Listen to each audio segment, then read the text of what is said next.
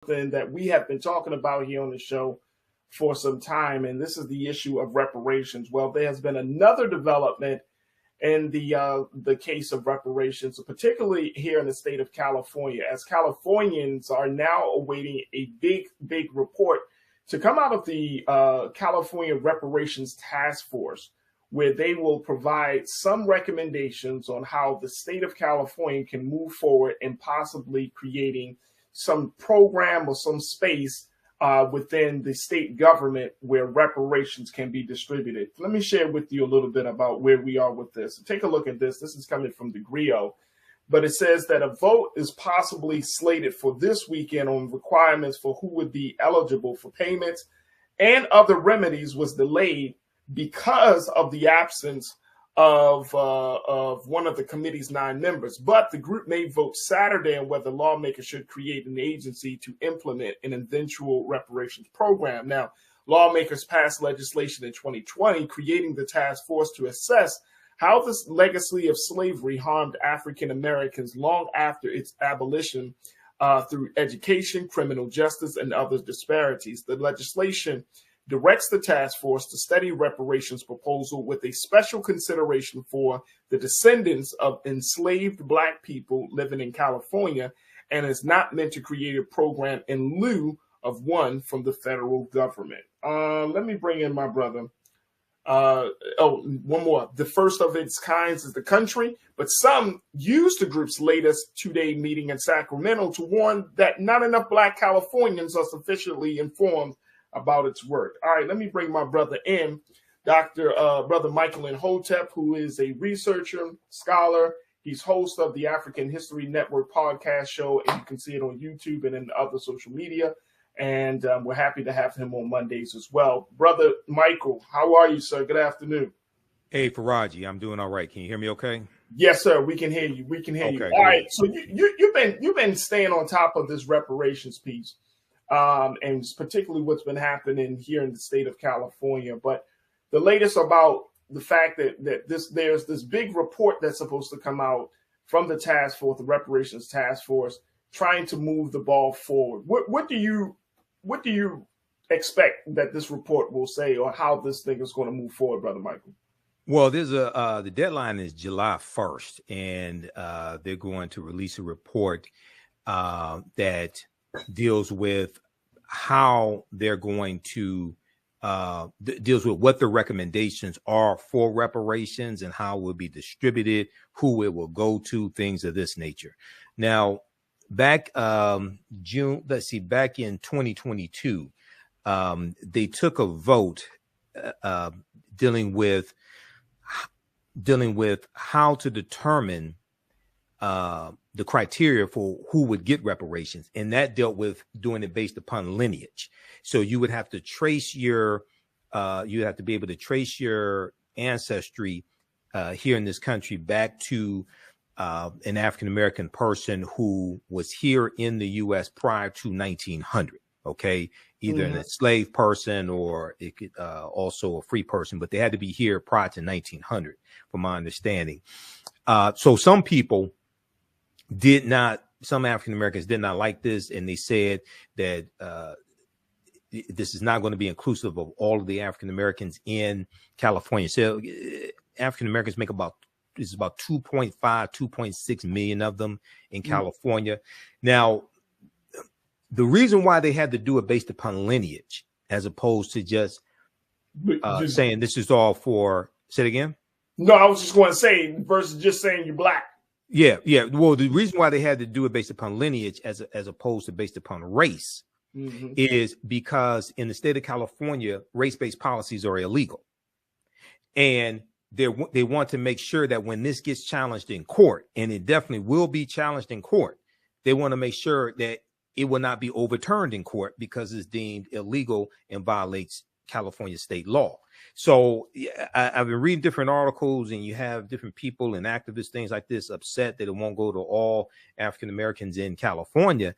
And it seems like a lot of us really don't understand law. And if you have Republicans filing lawsuits to block student loan debt forgiveness, and it's going to help millions of white people, You think they're not going to file lawsuits to block this? Reparations in California, and African Americans are only like 5.5% of the California population. We're not the majority of the California population. So, there was an article that came out also from the Washington Post, and it dealt with San Francisco debates reparations, $5 million for each, $5 million each for Black residents. That ain't gonna happen.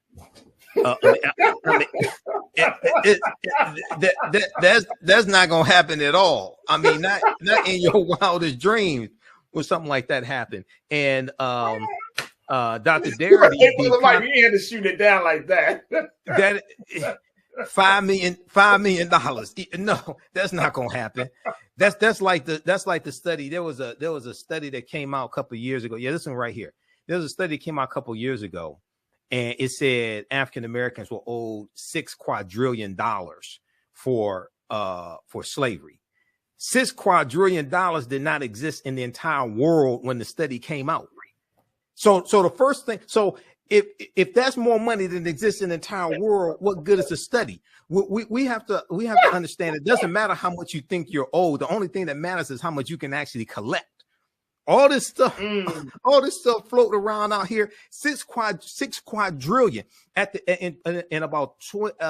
time, maybe about 2020, there was a astrophysicist who did a study and found that $5 quadrillion existed in the world. A quadrillion is 1 followed by 18 zeros. If 6 quadrillion don't exist in the entire world, what good is your study? Then the other thing is try to enforce it. Try to enforce it. If you can't get a bill passed to study reparations, explain to me how you get one passed to pay reparations. See, we're not thinking about this logically. You might as well just put our children up and just be like, "Hey, I'm making $1 bazillion." I was speaking at a Juneteenth event in Inkster, Michigan, which is a suburb of Detroit, man. And I was speaking at a church, and this sister brought this study, and I read about the study, and I laughed when I read about it. This is just nonsense, okay? And I'm like, come on. But unfortunately, sometimes we throw out these crazy numbers, and at the same time, we have to look at how do you get this enforced. But if your argument is, okay, our ancestors worked for free for 246 years, therefore they're owed this money because they work for free. The first premise question that I would ask is, what law are you citing that slaves were supposed to be paid in the first place? If your argument is that that the descendants should be paid because our ancestors work for free, how do you can't enforce it? So we have to understand operating within law. That's why what California is doing is excellent, and people should start reading the 500-page study that they released, which is the most comprehensive study dealing with inequities and discrimination or racism against African Americans since the Kerner Commission report came out in 1968. Okay, but so we need to understand that, but also, and I know we're coming up on a break, the Black Freedmen Indian Treaties of 1866 is one of our best chances to get some type of restitution, because many of our ancestors were getting benefits from those treaties, but they got kicked out of those treaties around 1941. See, I'm for what will ever work, but to understand what will work, we need to understand a history of what has worked. And the Black Freedmen Indian Treaties, there's a documented history of that working. Look, we got to take a quick pause. When we come forward, crew, I want to get your take on this part of the discussion where in the state of California, the California Reparations Taskforce is expected to release a comprehensive report about what the state can do to move the needle closer for Californians to get reparations. As you can hear, Brother Michael Imhotep just breaking it down, how this decision or this report can create an implication for the whole country, set a precedent for the whole country. I want to get your take on this, folks. Join us in the conversation. Post your comments in the chat as we're streaming live on YouTube, Facebook, and of course on Black Star Network and Amazon News. And stay with us. We're going to take a quick pause. When we come forward, more conversation about reparations, California, and you. It's the culture right here on the Black Star Network.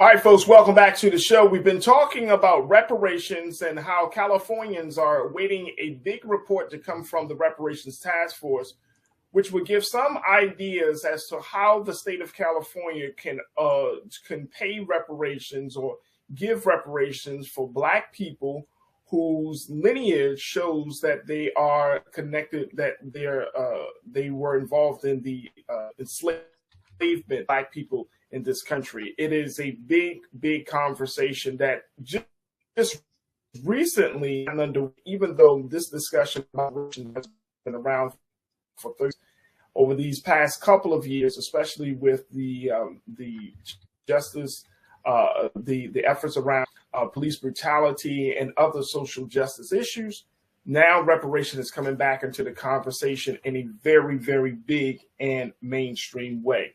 Brother Michael Imhotep is having this conversation. Let me go to some of the crew, and the crew has been checking in on this, Brother Michael.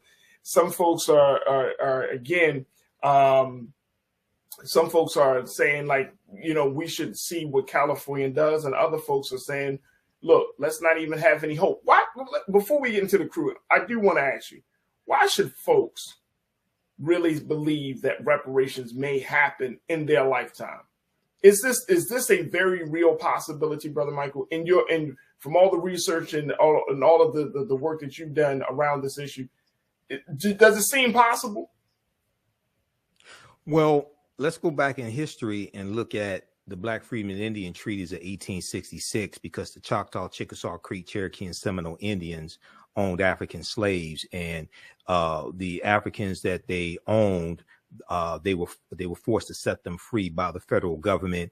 Those Africans were given land, they were given membership into the Native American nations, and they were given all the rights and privileges of being a member of those Native American nations. So they actually got restitution. This is how you have a Sarah Rector, who was of Creek Indian African enslaved ancestry, Sarah Rector in Oklahoma, and she became the richest Afro-American girl in the country in the early 1900s at about 12 or 13 years old, because oil was discovered on her land.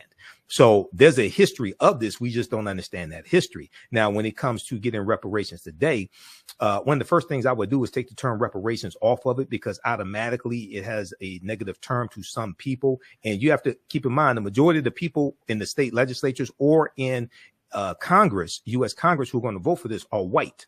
All right. So when we deal with restitution at a federal level, one of the things we have to look at is not so much just focus on getting a check.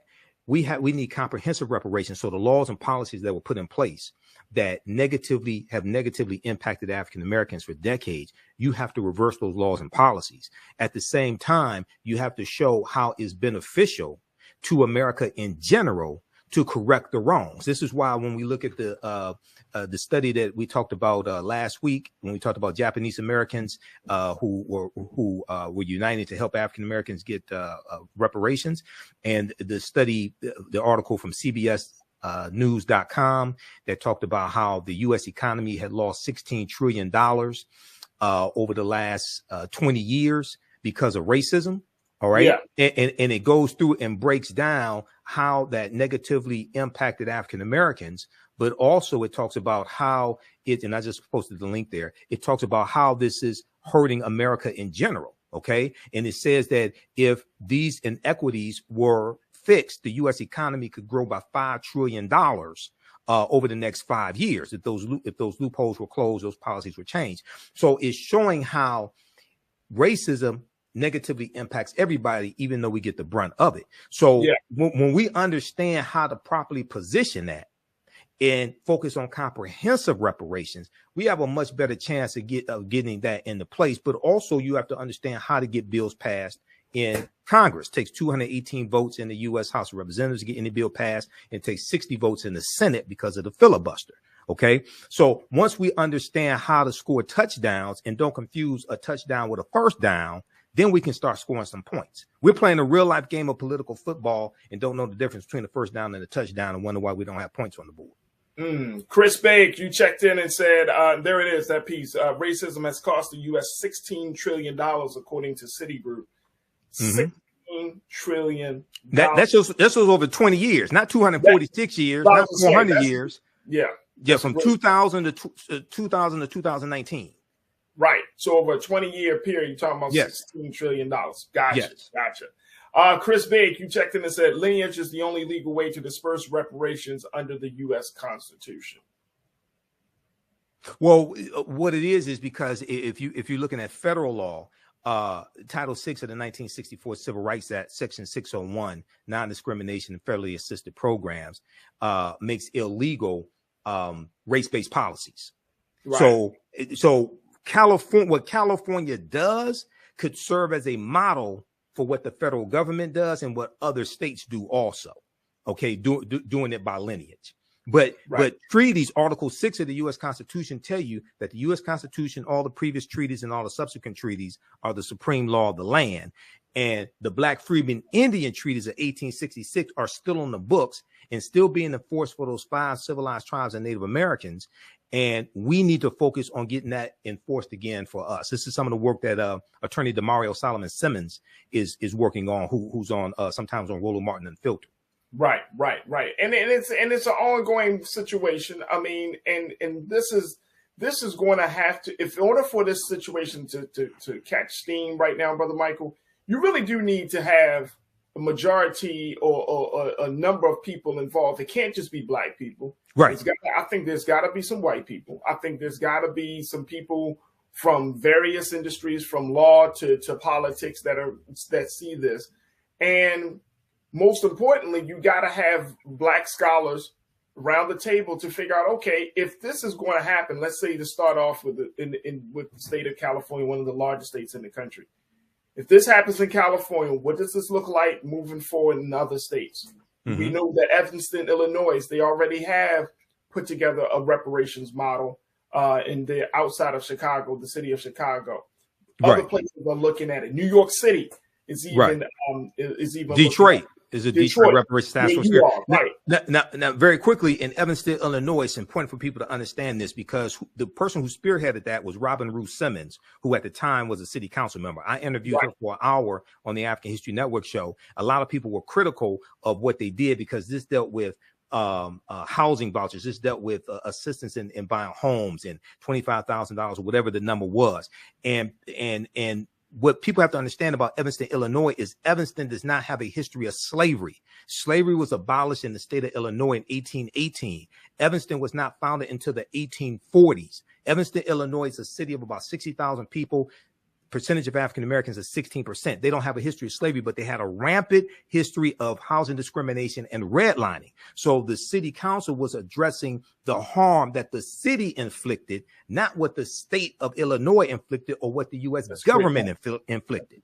So when we look at repairing the damage at the city level, you can't expect the city to address what the federal government did. They don't have those type of resources to do that. They will address what the city did. Right. And I'm glad that you made that clarity and made that point. And we're going to have to kind of to be weighted in as well to see how California Reparations Taskforce responds. We got 1 minute left, Brother Michael. What's the latest work that you're doing, brother? Visit our website, theafricanhistorynetwork.com. Each Saturday in the month of March, because March is Women's History Month, we're going to have a free lecture, 12 noon Eastern Standard Time, Great African Women in History, the Mothers of Civilization. So we'll get that information at our website, but also 2 p.m. Eastern Standard Time, Saturday and Sunday.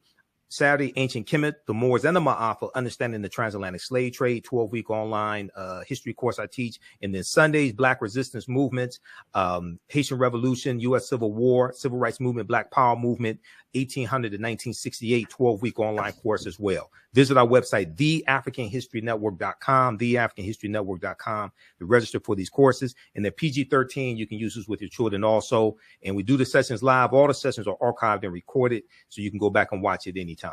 There it is, my brother Michael Imhotep checking in as always here on The Culture on Mondays, and you can check him out on Fridays on Roland Martin Unfiltered. Brother Michael, thank you for being on the show, and thanks for having me, Farajii. For The Culture, bro. All right, thank you. Absolutely.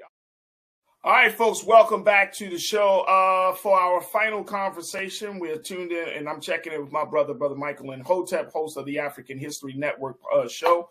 You can find that on YouTube and on social media.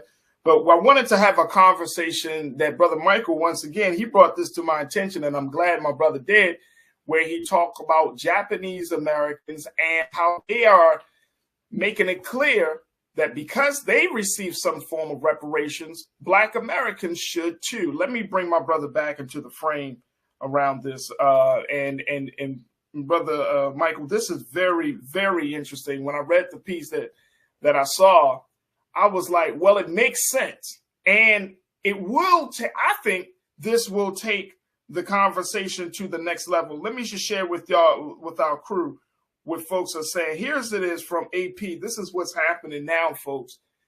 Take a look at this. From California to Washington, D.C., activists are joining revived reparation movements and pushing for formal government and compensation for the lasting harm of slavery's legacy on subsequent generations, from access to housing and education to voting rights and employment. Japanese American activists in California are studying the landmark report issued by the California's task force and plan to reach out to college students, churches, and other community groups to raise awareness about why Black reparations is needed and how it intersects with their own struggle. All right, Keenan, let's stay right there for a minute. Then we'll share the second quote in a minute. But I want to go to you, Brother Michael, on this. This is very interesting because I remember, Brother Michael, when that conversation, and make sure you're not on mute, big bro. I remember, yes. There we go. When there was a conversation about the violence that was happening, that spate of violence that was happening against Japanese Americans in certain cities like New York City and other parts of the country, Black people, I remember having this conversation on this platform where Black people were like, oh, so the government can address the violence against Japanese. And we're talking about, supporting the Japanese community, but then we're not talking about what's been going on for Black people, which is understandable. But there were a lot of people feeling some type of resentment against Japanese folks for getting any type of government assistance or getting some type of policy to speak to their harm. Now, this is an interesting situation because you got Japanese Americans who are saying, look, we received reparations for what was done from our people from Pearl Harbor, from Nagasaki and Hiroshima, and all of that America has done. We stand in solidarity. How do you reconcile these 2 points, Brother Michael? Well, number one, people have to really understand the history prior to 1988.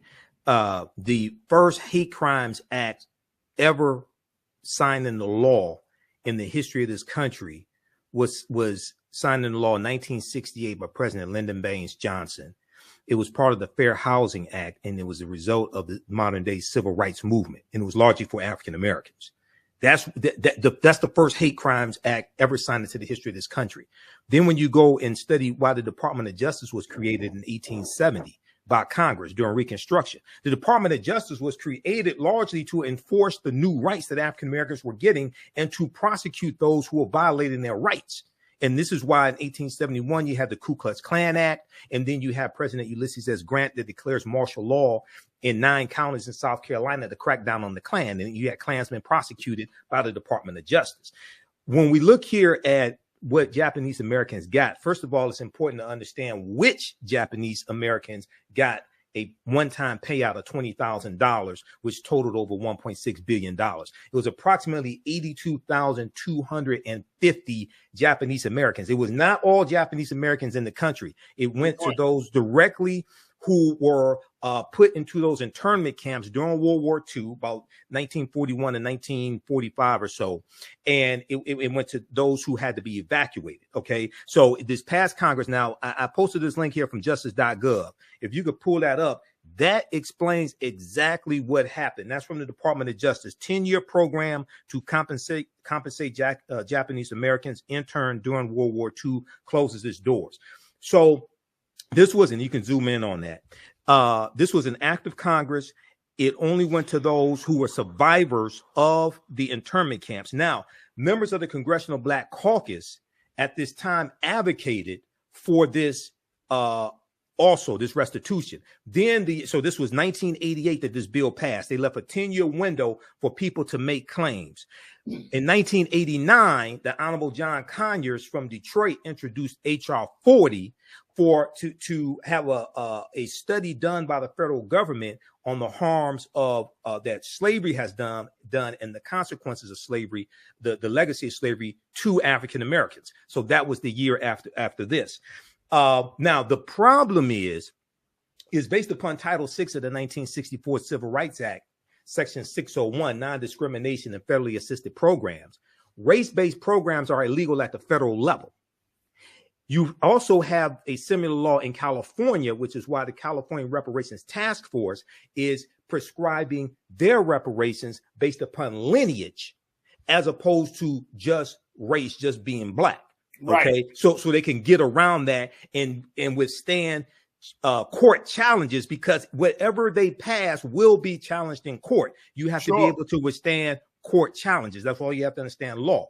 Now, the problem with us is that all of the last of the former slaves died in the 1950s. So our situation is different than Japanese Americans, because that restitution only went to those who were directly harmed. For us, all the last of the former slaves died in the 1950s. So this is why you're going to have to approach it differently. And what will be what California is doing is probably what will be adopted at the federal level. If something is adopted, you have to do it by lineage. But the most important thing that we have to understand is that this is not about a check. This is about comprehensive reparations. And if you read the 500-page study that the California Reparations Taskforce released in June of 2022, and I'm posting here in the chat the article from the Washington Post that breaks this down, and it has the link to the 500 study, because I've gone through it and read part of it. We have to have comprehensive reparations. So the laws and policies that have been put in place and still remain in place that have maldistributed wealth, power, and resources into the hands of Europeans, you have to change those laws and policies. Yep. This is why you have to understand the history of what's happened, because if we all got $1 million a day, you and I both know white people will have it all back by this time next week. And the only thing you would have done is stimulated their economy, but the laws and policies that now distributed wealth, power, and resources into their hands in the first place will still be there. Okay. Let me throw this out there as well, Brother Michael. And I'm glad that you're bringing these points up. One of the things that was said was referenced is this Pew Research Center poll that was done about the issue. Right. Take a look at this, folks. Only 30% of U.S. adults surveyed by the Pew Research Center in 2021. And Keenan, let's pull this second quote up for me, please. Thank you, bro. Only 30% of U.S. adults surveyed by the Pew Research Center in 2021 supported reparations for slavery. That was in 2021. That's 2 years ago. 77% of whom were Black Americans. Wow. That was 2 years ago, folks. Support among Latinos and Asians were 39% and 33% respectively, and white Americans had the lowest rate of support at 18%. Now, some advocates said that the idea of reparations for the World War II incarceration camps was once considered outlandish. But many, take this look, I want y'all to listen to this, y'all. Right. Many young third-generation Japanese Americans were inspired to mobilize from civil rights and ethnic pride movements, including the Black Panther Party and the Brown Berets, who promoted Chicano rights. Look, folks. Look at this. Take a listen, folks. Let me just say this, and Brother Michael, we only got a couple of moments left. Okay. But I'm bringing this up because if we understood that the struggle of Black people in this country serves as the metric, the standard, the very reference point on what human rights look like in this country, right? We open the door. Our struggle opens the door for other salvation. Right. And so for the fact that you got third generation Japanese Americans, young Japanese who are learning about the Black Power movement, the civil rights movement, they're learning about all of these movements of Black liberation that are saying, look, this is similar to what we experience. This is eye-opening on so many levels. And this is why Chris, my guy, Chris Big checked in. He said something, and I'm a true, and I'm in total agreement with him. Chris, you made the point. You said the benefits. Let me just make sure. Let me make sure I'm pulling this up. You said, Chris, that in order for movements to be successful, that they must be diverse. And for a situation like this, for Japanese people, some Japanese, of course, not across the board, but some Japanese Americans saying, we want to support this. I think, Brother Michael, this pushes the priority up a few notches to get people to understand. Now, if you got Japanese that are signing on, imagine what would happen if Latinos signed on. Right. Well, yeah. So this is why it's important to understand history and why the history of this country and the history of African Americans has to be taught in all schools across the country. It has to be taught to everybody, because those third generation Japanese are studying history, studying the Black Power movement, also studying the Civil Rights movement. Asian women like Grace Lee Boggs, things like this, who was an ally to the Civil Rights movement. Now, I just posted the link here to an article. If you can just pull this up for a quick second. This deals with how you tie all this together. Racism has cost the U.S. $16 trillion. This was a study by Citigroup Bank. And it laid out three critical areas. And it said they looked at just from a 20-year period of time, from the year 2000 to like 2019. And they said the U.S. economy had lost $16 trillion because of racism. And they said black workers have lost $113 billion in potential wages over the past 2 decades because they could not get a college degree. The housing market lost $218 billion in sales because Black applicants could not get home loans, and about $13 trillion in business revenue never flowed into the U.S. economy because African-American entrepreneurs could not get access to bank loans. It goes on to say that the U.S. could have $5 trillion in gross domestic product over the next 5 years if those gaps and others were closed today, the study indicated. So that deals with changing laws and policies. But what this study documents, and there are other studies like it, it shows how racism negatively impacts everybody in this country. It's lost opportunity for everybody, even though we get the brunt of it. So it requires a re-education process and really teaching this history. That's why Juneteenth becoming a federal holiday could be very powerful if we know how to use it, because it allows us to force into the national conversation a history that Republicans are passing laws and state legislators to keep that history from being taught in the schools. So it requires a total re-education process and show how all this is hurting everybody, and policies that are good for African Americans are good for America in general. Come on, there it is right there. Look, we're going to end it right there. Hey, Brother Michael, I'm so happy that you brought this topic. I'm serious, brother. I didn't see this, so I'm glad that you were like, hey, Farajii, we need to talk about this. I monitor about 35 different news sources on a daily basis. Hey, bro, and I'm always consuming. But this is great. This is great, man. And I think it's going to push the movement. I think it's going to push the conversation further along. I think it's going to, and it's a huge. This uproots white supremacy on so many levels, Brother Michael. You know it, and I know it. You're starting to see Japanese. You got, of course, Black folks. If we start to see more groups of people standing behind Black folks and saying, yeah, their struggle is our struggle. Brother. Exactly. Like, it's the sky's the limit. Look, we got a couple of seconds left. Talk to us about the work you're doing.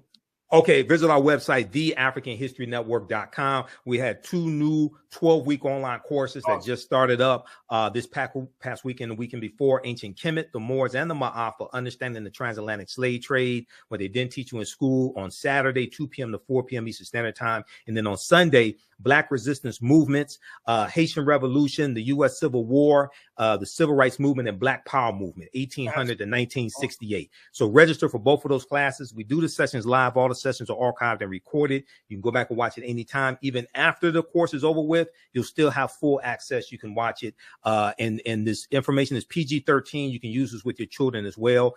Register at our website, theafricanhistorynetwork.com. There it is, Brother Michael Imhotep. You can see him on Mondays here on The Culture. You can also check him out on Roland Martin Unfiltered. Yeah, on Fridays. And so we're so happy he's able to spend some of his time and, most importantly, his brilliance with us. Thank you, Brother Michael. Oh, thank you, brother. Thank you, Farajii. Peace. Hotep, everybody. Hey, this is Michael Imhotep, founder of the African History Network and host of the African History Network show.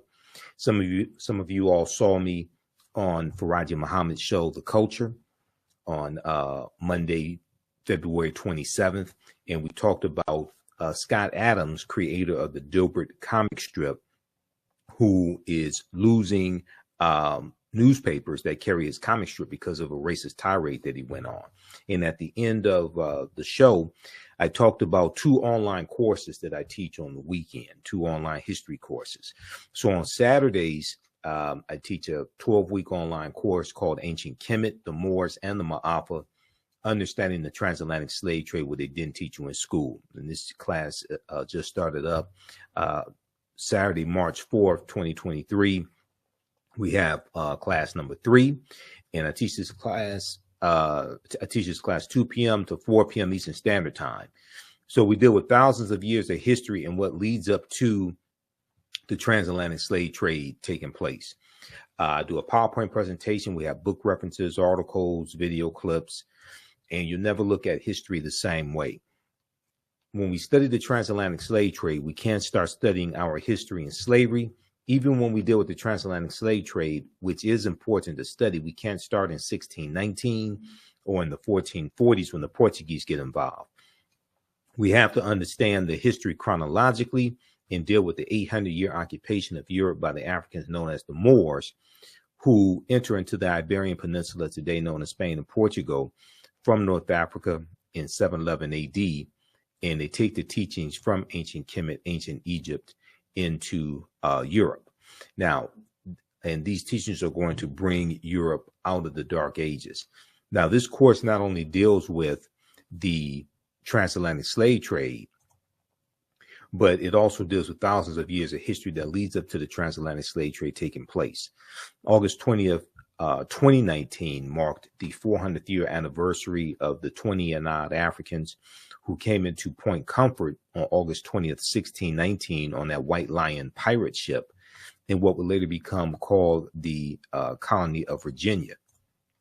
Now, this year, 2019, was known as the year of return, as many African Americans were and continue to reconnect to Africa and traveling to Ghana and other West African countries, of the original people of North, Central, and South America. Okay.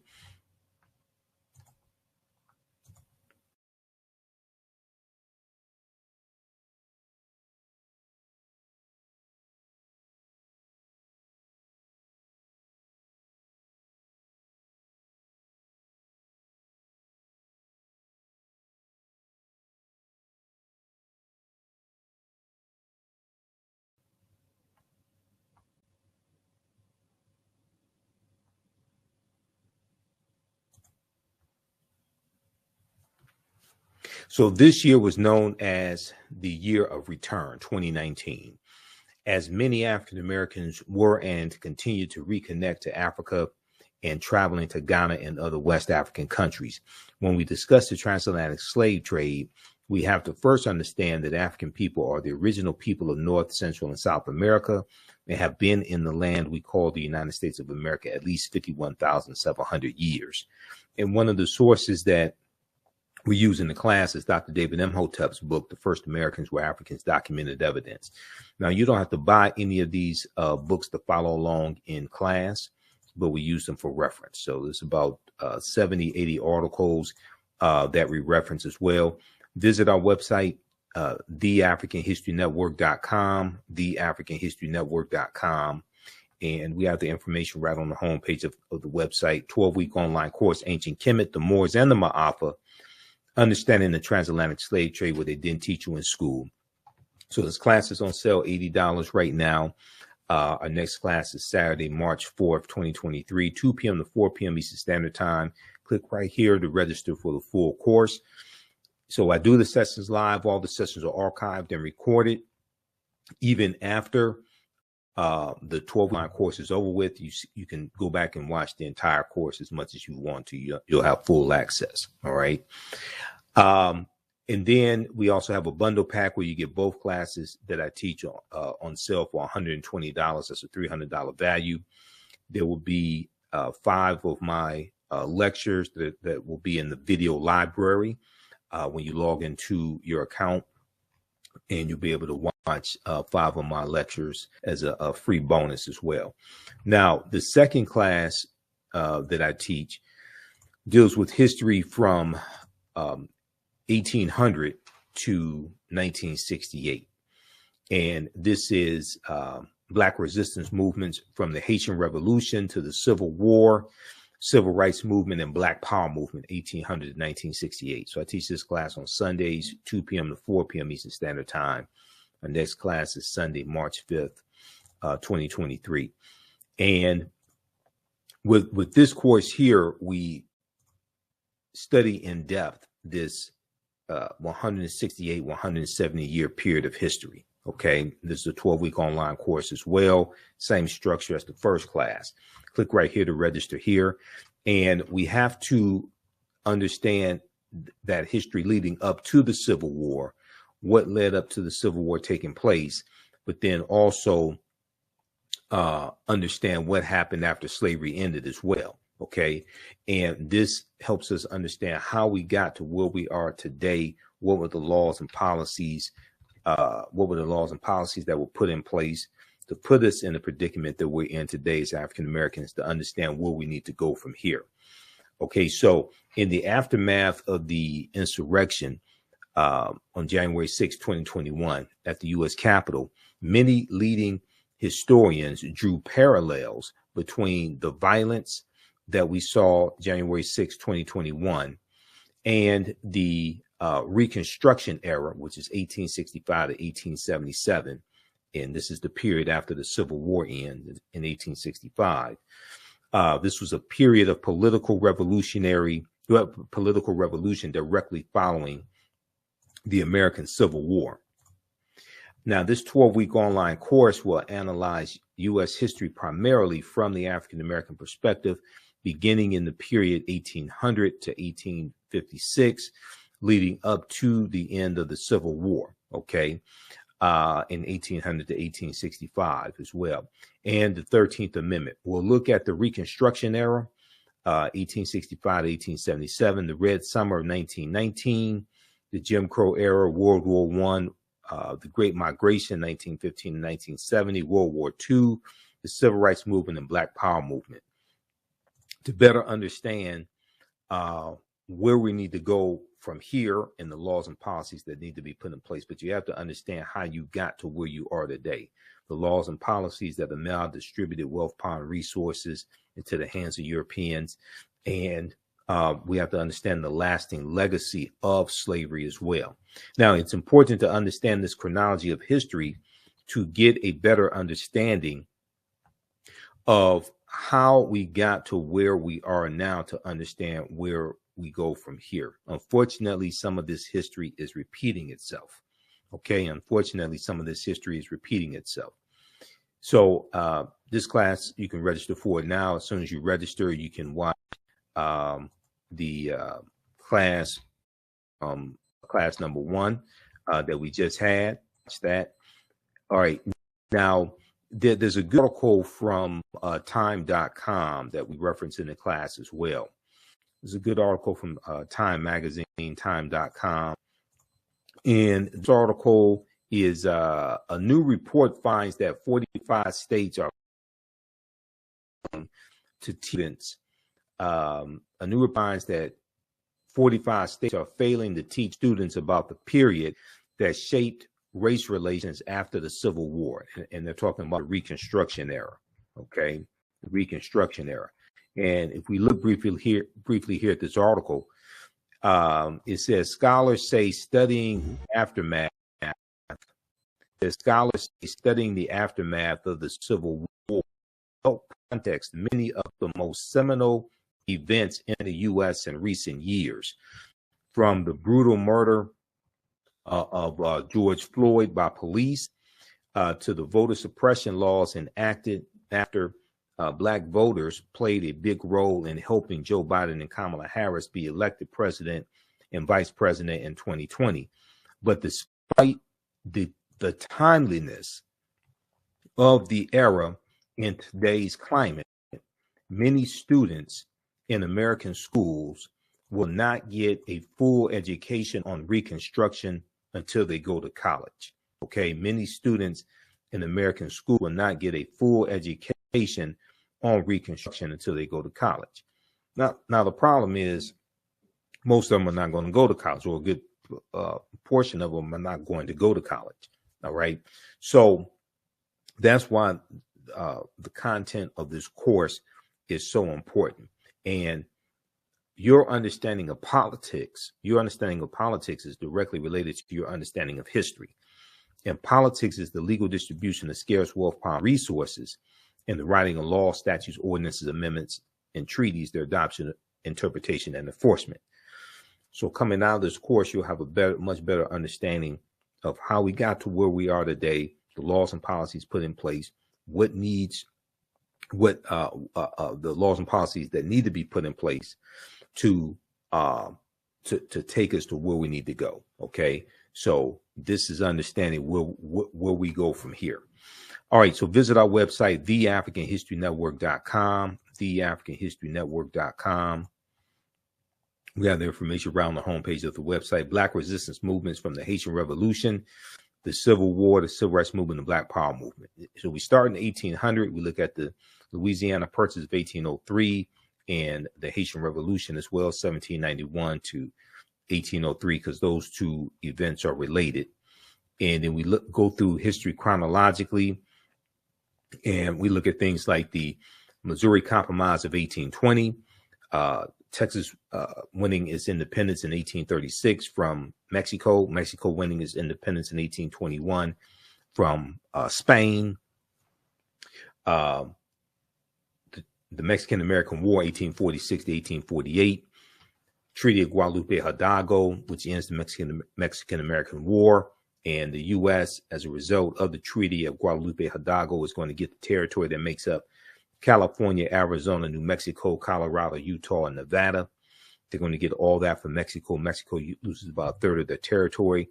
We look at the Kansas-Nebraska Act of 1854, and we look at why the Civil War starts April 12, 1861. Then we go through and analyze the U.S. Civil War, Emancipation Proclamation, January 1st, 1863, which did not free the enslaved Africans. Ratification of the 13th Amendment, December 6, 1865.